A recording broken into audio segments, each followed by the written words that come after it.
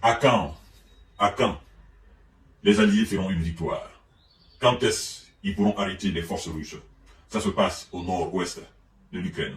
Oui, quelque part au niveau d'Advika. Advika qui a été, vous savez, Advika, la ville qui a été libérée par l'armée rouge et qui est sous le contrôle de cette même armée rouge aujourd'hui. Et alors, c'est une nouvelle localité. Après, celle, je crois bien hier ou avant-hier d'ailleurs, de Ocheretine. Ocheretine, vous avez vu les médias occidentaux faire de la propagande autour. Oh non, en fait, il y a eu de l'incompréhension, c'est la rotation qui n'a pas marché, la 47e brigade formée par les Américains, elle était épuisée parce qu'il y a une année, elle était là, c'est cette formation qui possédait les chars Abrams et les blindés américains, et puis la 115e brigade qui devait remplacer la 47e, 115e n'a pas compris les ordres donnés par le commandement, voilà, donc la 47e a reçu l'ordre de quitter, sachant très bien que la 115e, bon, écoutez, moi j'ai dit, écoutez, la défaite c'est la défaite, s'il vous plaît. Ne cherchez pas à m'appuyer les gens, ne cherchez pas à mouiller les gens, il ne faut pas remplir nos oreilles avec du mensonge. La défaite, c'est la défaite. La Russie, d'ailleurs, de son côté, a fait la déclaration comme quoi l'armée rouge a mis en déroute l'armée otanienne, naturellement. Parce que, vous savez, moi, ça me fait mal de dire que c'est l'armée ukrainienne. L'armée rouge a mis en déroute l'armée otanienne, n'est-ce pas, au niveau de Ocherbine. Cette fois-ci, c'est une nouvelle localité, encore, capturée, libérée par l'armée rouge. Mesdames et messieurs, vous savez, moi, je vous ai dit que je ne vais pas vous donner de fausses informations. Non, ça ne fait pas partie de mes prérogatives. Mon objectif, c'est de vous informer. Mon objectif, c'est de ramener la paix dans ce pays-là. Mon objectif est que les belligérants et les pseudo-co-belligérants, parce qu'en réalité, il n'y a pas de co-belligérants, ce sont des belligérants. Ils sont tous belligérants dans l'affaire-là. Chers dames, chers messieurs, chers demoiselles, partagez la vidéo, abonnez-vous massivement sur, naturellement, ma page Facebook, mais aussi ma page YouTube, vous comprenez, parce que nous sommes sur les différentes plateformes, nous sommes sur YouTube, nous sommes sur Facebook, nous sommes sur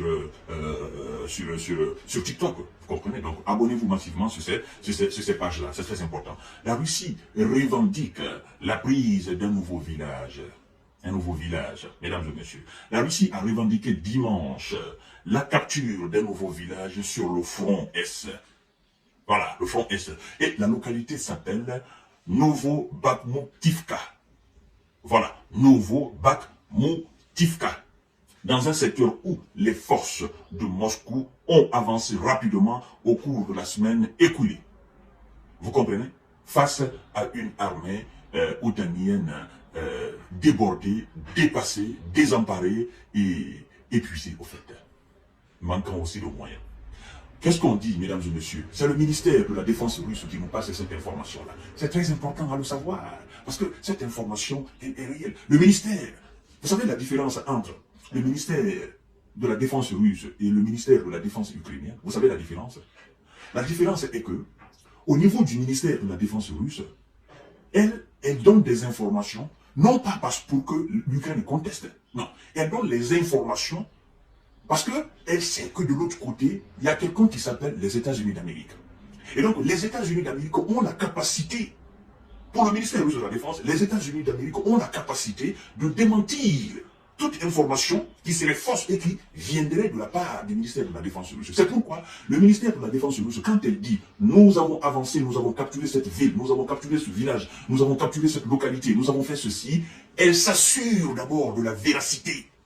Elle regroupe d'abord de fond en comble toutes les informations. Elle les regroupe d'abord. Elle vérifie très bien la véracité. Vous comprenez? Et une fois qu'elle est sûre et certaine, n'est-ce pas, de l'exactitude des éléments sur la main, elle passe l'information.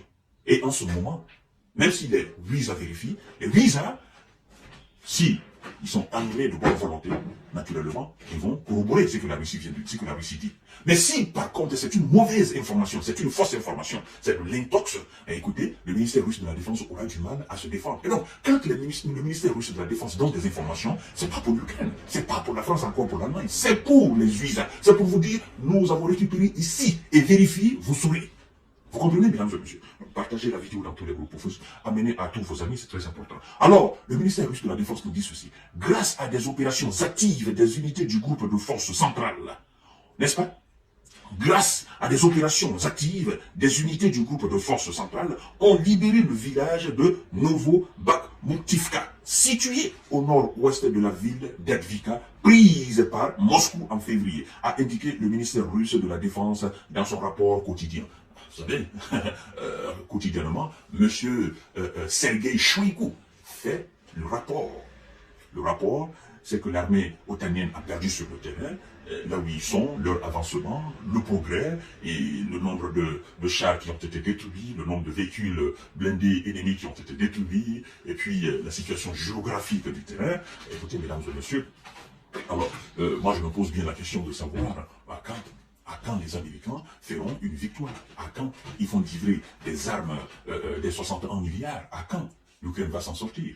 Et pendant ce temps, la Russie, elle progresse inexorablement, elle progresse sans arrêt, elle progresse d'une façon fulgurante. Et c'est ce qui est effrayant dans l'affaire, en fait. Parce que malgré toute la propagande, autour, n'est-ce pas, de ces 61 milliards, la Russie, ça ne l'a pas ébranlé. Et tout simplement, tout ce que vous allez envoyer brûleront sur le terrain. Et nous n'allons faire aucune forme de pitié en la matière. Parce que nous avons compris dorénavant que votre soi-disant, pour parler, en réalité, c'est pas sur la sincérité, c'est sur la duperie, c'est sur le mensonge. Avec le bras droit, vous parlez de négociation, et avec le bras gauche, vous continuez d'armer l'Ukraine.